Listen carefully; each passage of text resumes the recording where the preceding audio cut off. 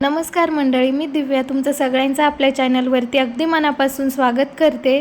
तर आज मी तुमच्यासोबत अत्यंत उपयोगी पडणाऱ्या किचनच्या 10 टिप्स तुमच्यासोबत शेअर करणार आहे। तर व्हिडिओ स्किप न करता शेवटपर्यंत नक्की बघा आणि चॅनलवरती जर नवीन आला असाल तर चॅनलला नक्की सबस्क्राइब करा। चला तर कुठलीही वेळ न घालवता व्हिडिओला सुरुवात करूया। तर पहिली टिप कणिक मळण्याबद्दल आहे।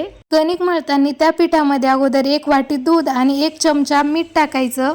यामुळे काय होतं ना, पोळ्या एकदम पांढर शुभ्र आणि मऊ लुसलुशीत होतात। खूप छान टिप आहे, एकदा नक्की ट्राय करून बघा। त्यानंतरची दुसरी टिप, बऱ्याचदा आपण डाळ शिजायला टाकतो पण डाळ लवकर शिजत नाही। तर यासाठी काय करायचं आहे, डाळ तशीच न टाकता डाळीमध्ये 1 चमचा हळद आणि 1 चमचा तेल टाका आणि मग डाळ शिजवा। यामुळे डाळ एकदम पटकन ही शिजेल आणि चांगली सुद्धा शिजेल। कधी कधी काय होतं, आपण डाळ शिजायला टाकतो पण डाळीतलं जे पाणी आहे तर ते कुकर मधून बाहेर येतं। त्यामुळे झाकणाला जे शिट्टीचं असतं आतमधून त्यामध्ये थोडंसं तेल टाकायचं आणि नंतर झाकण लावायचं। यामुळे डाळीतलं पाणी उतू येत नाही आणि डाळ एकदम छान शिजते। त्यानंतरची टीप आहे लसूण सोलण्याबद्दल। बऱ्याचदा आपण लसूण सोलायला घेतो तर त्याला बराच वेळ लागतो आणि लसूण सोलताना आपल्या हाताला नखाला पण त्याची कधी कधी जखम होते। लसूण सोप्या पद्धतीने सोलण्यासाठी काय करायचं, लसणाची कांडी अगोदर फोडून घ्यायची, पूर्ण पाकळ्या करायच्या, व्हिडिओमध्ये दाखवते त्याप्रमाणे। त्यानंतर काय करायचं आहे, एका वाटीमध्ये गरम किंवा नॉर्मल पाणी घेतलं तरी चालेल आणि त्या पाण्यामध्ये 5 मिनिटं ह्या लसणाच्या पाकळ्या अशाच राहू द्यायच्या। असं केल्यामुळे लसणाची एकदम इझिली साल निघून जाते। 5 मिनिटं पाण्यात ठेवल्यामुळे लसणाची साल जी आहे ती पूर्ण आतमधल्या स्किनला सोडून देते आणि एकदम इझिली निघून येते। तुम्ही बघू शकता, काही लेडीज ऑफिसला जातात तर त्या 10 ते 15 मिनिटं लसूण सोलण्यासाठी देऊ शकत नाही। त्यांच्यासाठी ही ट्रिक खूप छान आहे, नक्की ट्राय करून बघा। त्यानंतरची टीप भाजीबद्दल आहे। बऱ्याचदा काय होतं, आपल्याकडून भाजी तिखट होते किंवा मीठ जास्त होतं।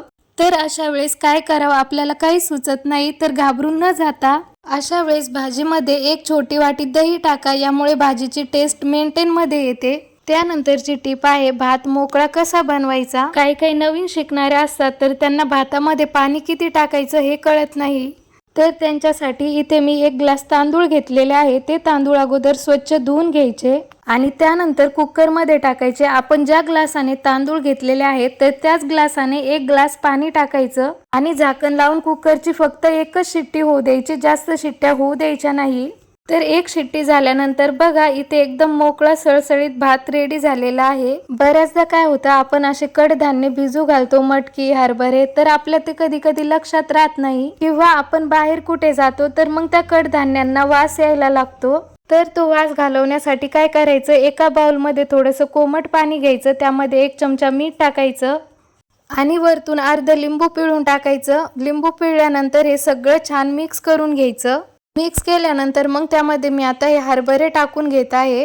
हरभरे टाकल्यानंतर हे 5 मिनिटं असेच ह्या पाण्यामध्ये राहू द्यायचे। 5 मिनिटांनंतर त्यातलं ते पाणी काढून घ्यायचं आणि दुसऱ्या पाण्याने एकदम छान धुवून घ्यायचे। यामुळे कोणत्याही कडधान्यांना लागलेला वास लगेच निघून जातो। यानंतरची टिप खूप युजफुल आहे। तर बऱ्याचदा काय होतं, आपण कुठे बाहेर गावी जातो किंवा लाईट नसते तर त्यामुळे आपला फ्रीज बंद असतो। तर फ्रीज 2-3 दिवस बंद असल्यामुळे फ्रीजमध्ये खूप घाण वास यायला लागतो। तर त्यासाठी काय करायचं आहे, आपल्याकडे जो न्यूजपेपर असतो ना तर तो घ्यायचा आणि त्यावरती थोडंसं पाणी शिंपडायचं। पाणी शिंपडल्यानंतर त्याला हाताने असा बॉल करायचा, म्हणजे पूर्ण पेपर थोडासा ओला होईल आणि त्यानंतर मग फ्रीजमध्ये असा मध्यभागी हा पेपर ठेवायचा आहे। यामुळे काय होतं, फ्रीजला जो लागलेला वास आहे तो सर्व ह्या न्यूजपेपरवरती ॲब्झॉर्ब होतो। त्यानंतरची टिप फ्रीजच्या क्लिनिंग बद्दल आहे। तर आपल्या सगळ्यांच्याच घरामध्ये गोळ्याचे रिकामे असे रॅपर असतातच। गोळ्याचं पॅकेट घ्यायचं आहे रिकामं आणि त्याला असा एखादा कोणताही कपडा लावू शकता तुम्ही। तर फ्रीजच्या साईडचे जे कॉर्नर असतात तर त्यामध्ये कधी कधी खूप धूळ बसते आणि ते खूप खराब होतात। तर नुसतं अशा हाताने पुसले तर ते पूर्ण साफ होतच नाही. त्यासाठी तुम्ही अशा पद्धतीने साफ करा. तर हे गोळ्याचे रॅपर्स आहे ते पूर्ण आतमध्ये जाऊन आतमधली घाण काढतात. तर तुम्ही बघू शकता किती घाण निघलेली आहे. बऱ्याचदा काय होतं, आपल्याला फ्रीजमध्ये काहीतरी ठेवायचं असतं आणि फ्रीज पूर्ण असं भरलेलं असतं, कुठेच काहीच ठेवायला जागा नसते. तर अशा वेळेस काय करायचं, मला आता हे टोमॅटो केचप ठेवायचं आहे, तर या फ्रीजमध्ये याला ठेवण्यासाठी कुठेच जागा नाहीये. तर अशा वेळेस काय करायचं आहे, खूप सिंपल हॅक आहे. तर आपल्याकडे जो धुणं वाळू घालण्यासाठी जो चिमटा असतो ना, तर आपल्याला जी वस्तू ठेवायची असेल ती अशा पद्धतीने ठेवायची आणि वरतून असा चिमटा लावायचा. तर यामुळे फ्रीजचं खूप स्टोरेज वाढतं. कित्येकदा आपण बाजारातून मिरच्या आणतो आणि त्या अशाच देठा सगट ठेवून देतो. तर तसं न करता मिरच्याचे सर्व अगोदर देठ काढून घ्यायचे आणि त्यानंतर कोणत्याही एअरटाईट डब्यामध्ये मिरच्या स्टोअर करायच्या. यामुळे मिरच्या सुकतही नाही आणि खराबही होत नाही, एकदम फ्रेश राहतात. तर बऱ्याचदा काय होतं, आपण भेंडी कट करायला लागतो आणि भेंडी थोडीशी कट केली की ती पूर्ण अशी चाकूला चिटकून जाते.